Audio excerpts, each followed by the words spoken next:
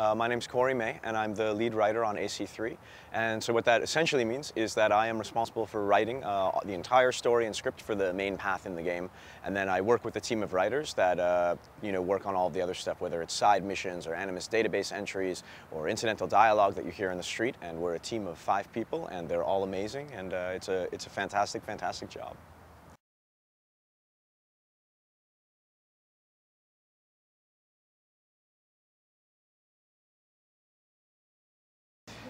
For us, the American Revolution seemed a really natural fit given where our meta story is going. We've always told the story of the eternal war between the Templars and the Assassins. And on one side you have the Assassins who are fighting for free will and the right to self-determination. You've got the Templars on the other hand, that are fighting to maintain control. They think they know what's best and they want to tell people how to live their lives. And so this seemed to dovetail really nicely with a lot of the themes and sort of various historical elements surrounding the American Revolution.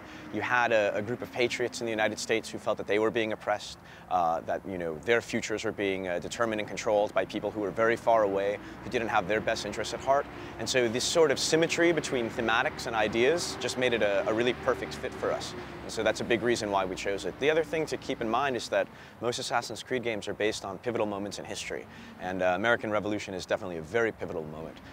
Not just for Americans, but also for people all around the world, because shortly after the end of the American Revolution, this sort of revolutionary fever spread over into Europe, and we saw similar things happening in France and sort of throughout the rest of the world for a very long time.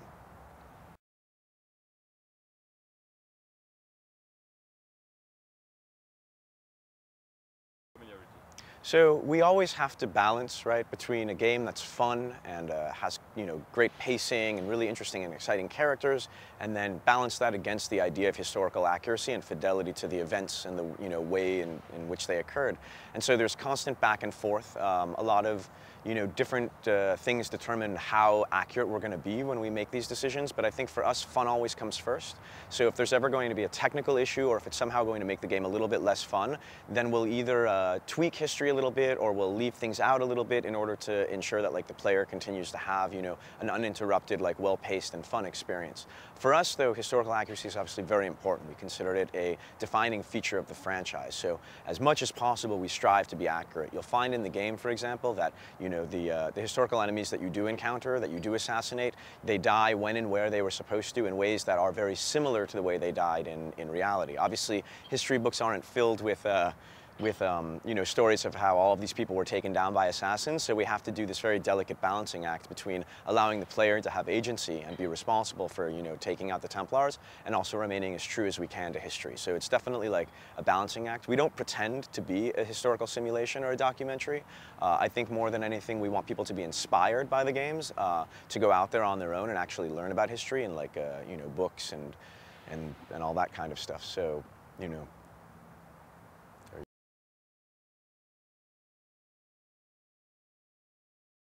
Sure. So there is a very famous saying, which is, don't shoot until you see the whites of their eyes. It's said in our game. What we learned during our research is that they're not quite sure who said it. The credit's often given to a guy named Prescott, but then there are other people that argue that Israel Putnam said it, and then even more people argue, or other people argue, that lots of different people were saying it, that it became a rallying cry. And the idea was don't shoot until the enemy is close enough that you're sure that your musket fire is going to hit them, because muskets were not the most accurate type of weapon back then. So you want it to be as close as possible to your enemy before you sort of let loose. Otherwise, who knows where the musket shot would go.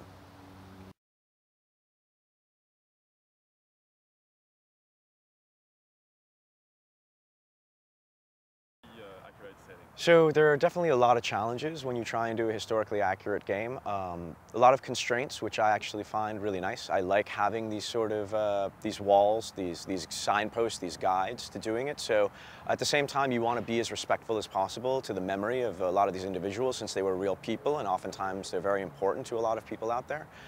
So there are definitely a lot of challenges, but it's also really exciting to get to play in a place that at one time really existed. I mean, it's still here today. It's obviously quite different, but the battles, for example, that you encounter in our game, they actually happen. We are standing on the site of an important battle during the American Revolution, and so being able to transport people back into time so that they can experience these things it's really incredible. I love it.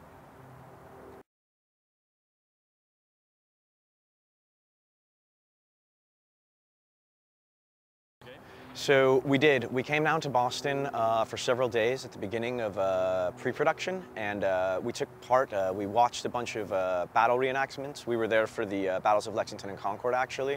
So we saw, you know, reenactments of the way that those battles all happened. We took a tour of Boston, visited a lot of the sites that you're going to see in the game, the few that are still standing today. And then we took a lot of pictures, always lots and lots of pictures, so that we can then map them to the textures in the game. So whenever possible, we try and match what's out there in the real world with what you find in our game. Obviously, the city of Boston has changed tremendously between when our game takes place and now, and so being able to see the contrast between what it was like then and how it is now is especially interesting for us.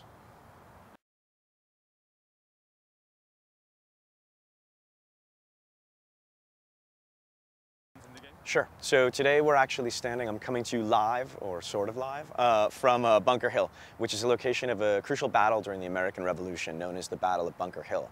What a lot of people don't know is that most of the fighting actually took place not on Bunker Hill, but on Breeds and Molten Hill. And so you had the Patriots set up on Breeds Hill, and you had the Loyalists set up on Molten Hill, and they were fighting for control of Boston. And I don't want to get into too many details because it's spoiler territory, but Connor finds himself in the middle of this battle because there's a Templar, actually, that's hanging out on Molten Hill, and Connor has to make his way through this tremendous battle between the two sides, looking for this Templar that he has to take out. And along the way, you're going to actually get to witness a couple of very famous incidents that occurred during the battle and overhear some famous lines.